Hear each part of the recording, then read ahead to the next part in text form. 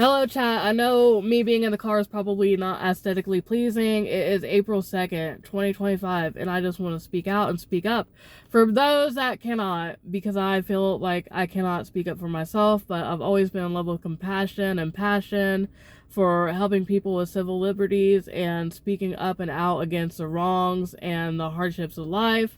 Anywhere and everywhere. I am very much against racism, inequality, and things like that. And I just think, I want to say, I just want to get on the internet most days and say, despite being busy at work, oh my gosh, I almost died. I'm so sorry.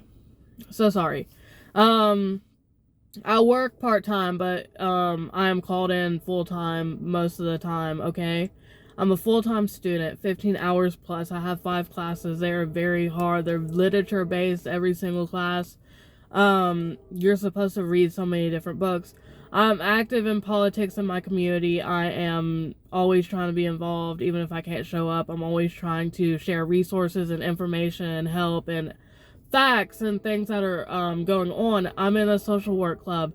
And I'm not trying to rub this in anybody's face. I'm just trying to convey and portray that I am a very busy woman. But despite that, I want to get on the internet all the time and outspokenly say that the things that Donald Trump and his clan are doing are very disgusting. And I don't support it, and I'm not with it. And I think it's very disgusting. Deporting people that have sick children and people that have sick spouses or anybody that is not sick does not deserve to be deported, especially to prisons, Gitmos, Venezuela, and El Salvador for punishment and strict punishment. I think it's very disgusting. I'm against it. I'm very much for asylums, and I think that people deserve the right to live and breathe and be free and have an education and food, warmth, shelter, and health care. I think it's very disgusting that we not only have lost the right to abortion care with Roe v. Wade in 2022, I think it's disgusting that we are worrying about trans rights and LGBTQIA plus rights being taken away, even though we barely just got them in 2015. We had Don't Ask, Don't Tell in like the early 90s, and I'm not really sure when that was repealed or taken away. I know I'm not trans, but I am very much in tune to supporting them because I know how it feels to be a black sheep and not have a voice to speak up. It's very scary to be trans, to be a person of color, to be a woman, to be anybody that fits under DEI. I just think it's very disgusting that we're living in this. This is 2025, and we're dealing with civil liberties being taken away, and we're just dealing with healthcare being taken away and being threatened to be taken away, social security checks being taken from people that are very much living. And it's just very disgusting. Like, I don't like it. Like, I've always spoken up against Russia and Uganda and the things that they do, the LGBTQIA plus people. And I've always spoken up for Syria and Yemen and now Congo and Palestine and Gaza and Congo, yeah, and Sudan and Brazil and Kenya and all these conflicts around the world. Like, I very much care about those conflicts, these conflicts, all these conflicts. I think that everything is intertwined together. I believe that it doesn't matter if you were born in Guatemala, Guadalajara, or Italy, or Austria, or Germany, or Australia, or Utah, Ukraine.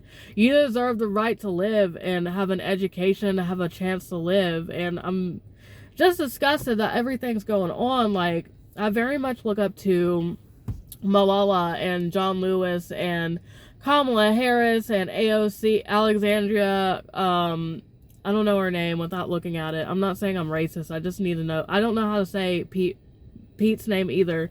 I just need to see it. Alexandria Cortez and Bernie Sanders and Elizabeth Warren and Jasmine Crockett, all these people standing up for us. I very much look up to them. The things that they do for us, and I know it probably wasn't easy to get there.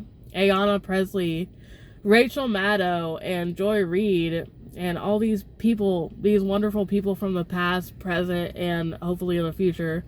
And Greta Thunberg, you too. I just think that I am very much in tune with politics and civil rights and people's right to live and how people are being treated. I'm very much upset. Yeah, I agree. I think Flint, Michigan should have drinkable water. I think everybody should have universal health care no matter where we live, Mother Teresa, this don't include you, because I know you rejected people from having that, didn't you? I knew about that. But people just deserve to have critical thinking skills and ethics and morality and care about others. Why is First Amendment speech protected to be in the KKK in America, but you can't protest against hatred like the KKK? Very much disgusting. I grew up protesting all the time. I protested against George Floyd being murdered in cold blood, and Breonna Taylor, and a lot of countless other people that I could sit here all day talking about. Trayvon Martin. I protested for George Floyd, against the wall and the ban and everything. I protested against so many different things. I think that protesting is very scary to go out there. You never know what's going to happen. You don't know if you're going to get measles or corona or some other treatable disease that we have vaccines for, that I'm very much thankful for.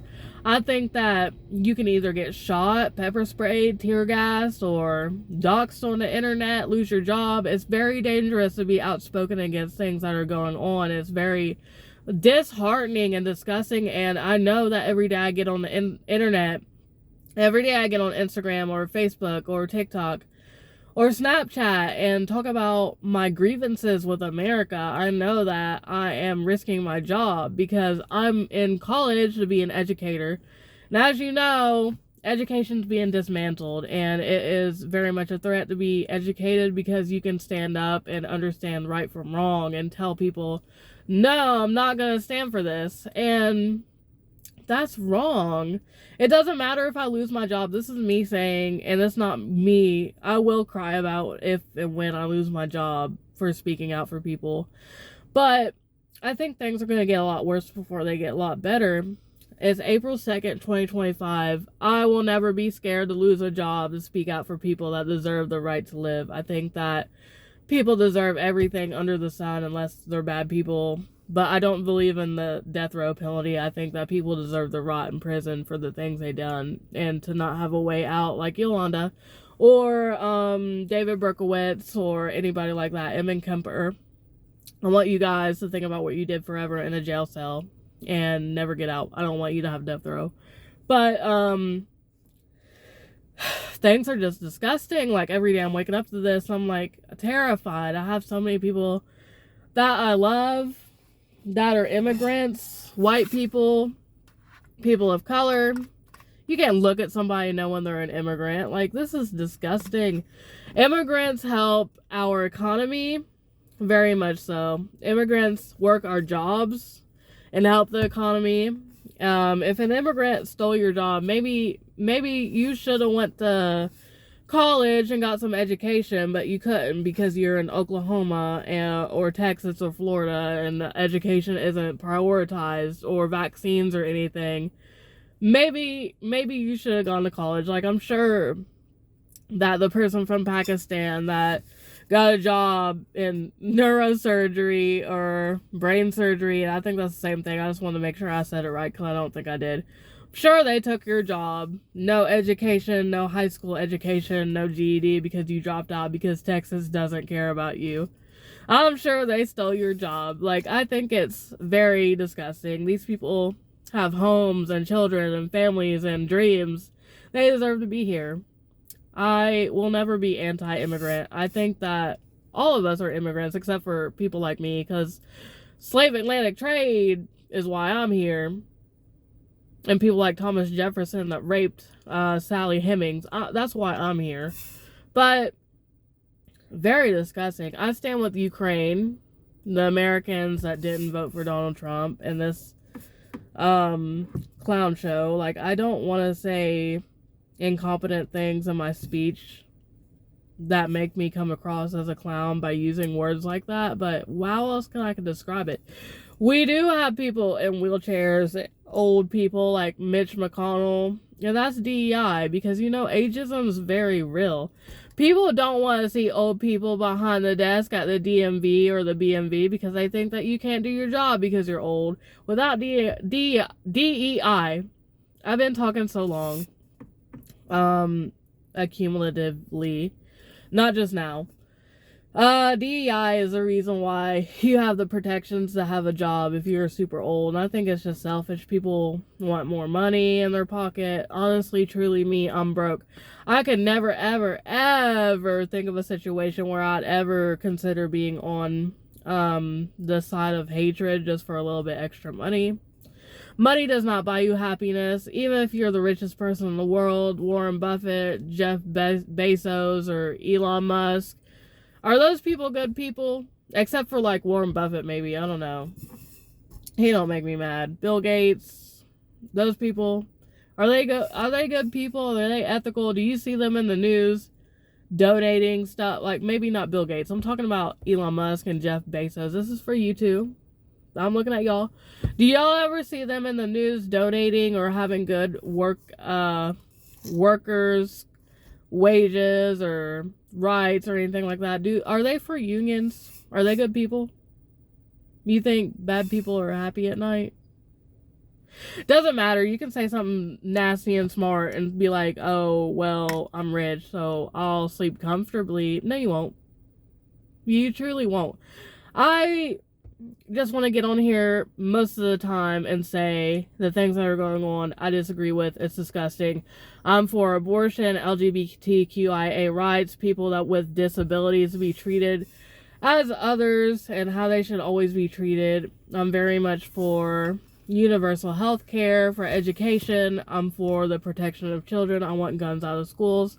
I want so many things. I want anti-circumcision. I want it illegal to pierce your baby's ears until they have the choice to do it themselves. I want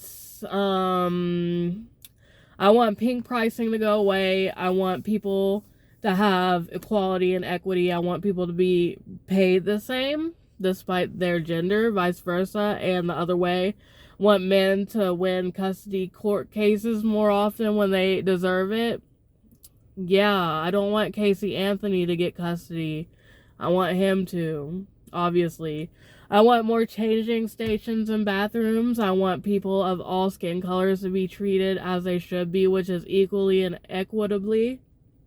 I want kindness and compassion, and I want diversity and inclusiveness, and I want everybody to know 2 to 3 languages and sign language, and I want more DEI put in places because I think that handicap stalls and wheelchair ramps and everything that makes things more accessible, like braille on things that help people at museums with disabilities enjoy their time more. I want equity, equality. I want fairness and kindness.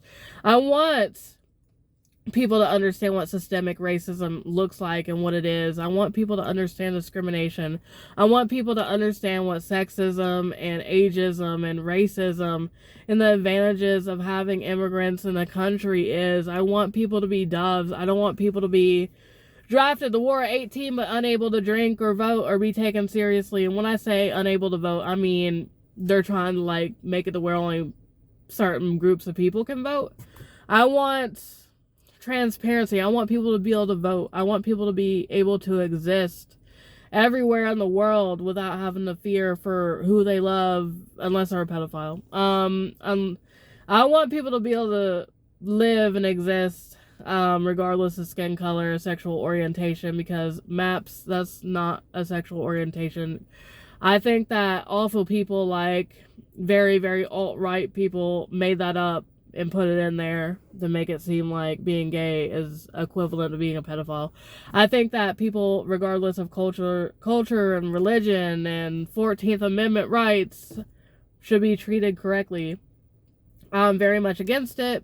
Asia Alexa, I hate it.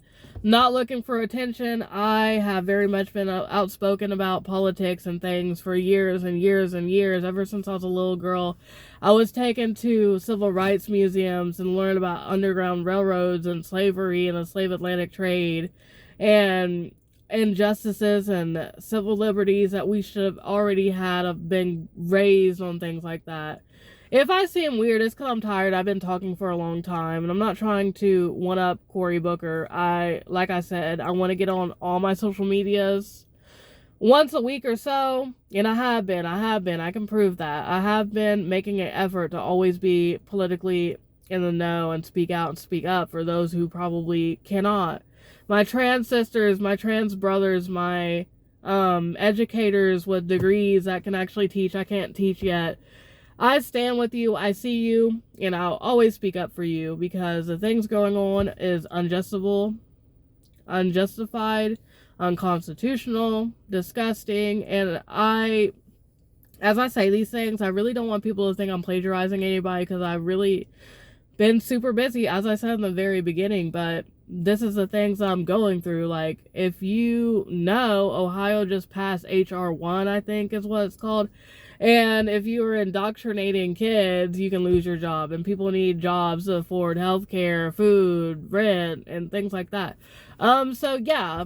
So I want to get on the internet, on my social medias, and very much so say, I see you, I stand with you, I will never be afraid, and back down and let evil happen. So yeah.